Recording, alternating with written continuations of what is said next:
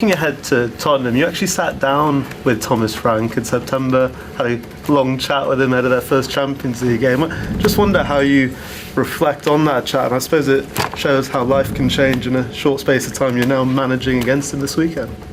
Yeah, certainly could change. I really enjoyed it actually. It was we got on really well. It was the first time I've met him really properly, and we had a good chat just about general football kind of things and a little bit on processes and ideas a little bit, but he was really accommodating actually, and I enjoyed it, so it'll be good to see him again.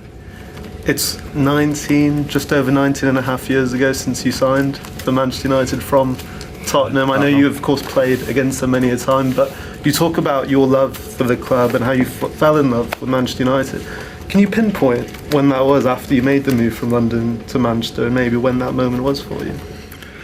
Yeah, it was pretty instant. I mean, I've got really fond memories of Tottenham and being at the club. You know, I was there for a short time, or what feels now like a short time when you look back, but really enjoyed it. Good team. Martin Jol was manager, and there was a lot of kind of things that I learned at the club in that short period of time. You know, but yeah, I've said it enough times. I think coming here was a jump, and a big jump at the time, and I certainly felt that pretty quickly. And then, yeah, I think once you step inside this place as a footballer, then it kind of it turns you, you know. And so pretty much from the first day, walking into the dressing room, meeting the manager, from then on in, it was that was me. Yes. Having sat down with Thomas just that short time ago, what kind of challenge did Tottenham bring on Saturday? Well, they certainly bring a challenge. I think you can see, you know, especially the way they finished the game the other day, and they've had over a period of time players injured and ins and outs, and a lot of changes to the team, which makes things a lot more challenging, a lot more difficult from their perspective. But getting players back, and they've got good attackers, you know, really good attackers that look to stretch the back line and play forward and attack the box an awful lot. So it's something we certainly got to be aware of, you know, and slightly different game to maybe what we've played over recent weeks in some ways, but we're looking forward to it. You know, we're in a good place, and boys have worked well again this week. Again, feet on the ground. Let's not get carried away with what's gone on, but it's about what's next again. So big challenge ahead, but we're looking forward to it. And for yourself, obviously it's a great start, Michael, but has it even surprised you at how well it's gone to this point? To be honest, it was coming in at the very start, and then the game so quickly. It was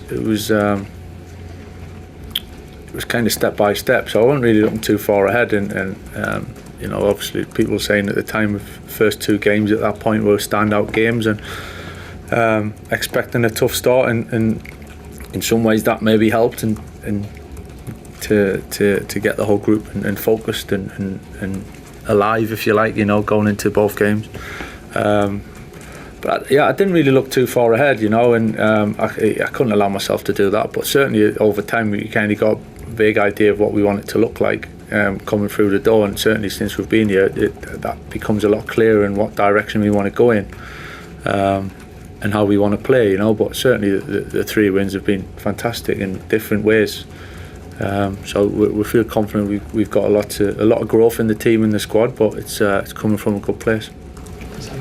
Hi Michael. Matthias de Ligt and Mason Mount weren't pictured in training the other day. When are you expecting those two to be back available for you? Yeah, probably Mason sooner. He's not too far away really.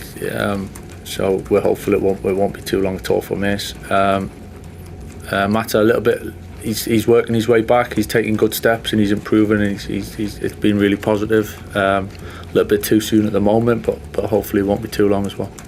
Just wanted as well to ask, there's some gaps coming up in the schedule.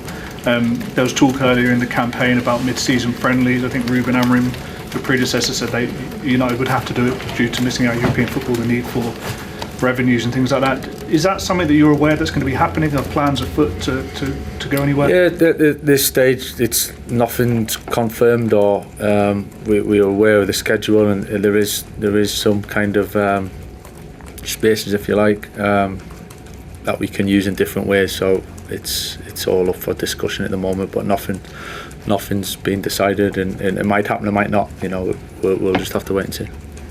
Michael, in terms of the kind of future of the football club and looking beyond, like, the next game, when it comes to shaping the squad for next season, does the fact that there is uncertainty over the manager's position, is that going to be a hindrance? You've been a player, you know what it's like. Do players want certainty about what's going to happen if they're thinking about coming? The players have been spot on and fully focused. To be honest, I think. Listen, we all aware of the bigger situation and what ifs and what might happen, but I think as a player anyway, you're focused on what's ahead of you and trying to achieve what you can at this moment in time and for the rest of the season. So I've got no issues with it. I've got no concerns. The lads have been better than you could imagine in terms of fully invested in it, and I've said that over the last couple of weeks anyway. So we're just focusing on being better and improving and getting ourselves in this club to where we want to be, and it's small steps, but it's obviously a big end to the season that we're looking towards. And just finally, you're doing this today because tomorrow is the commemoration from Munich. Could you just explain, from someone who's been in the club and knows about the club, what that remembrance means to you? Yeah, it means a great deal, I have to say. I think just saying about when how long did it take to kind of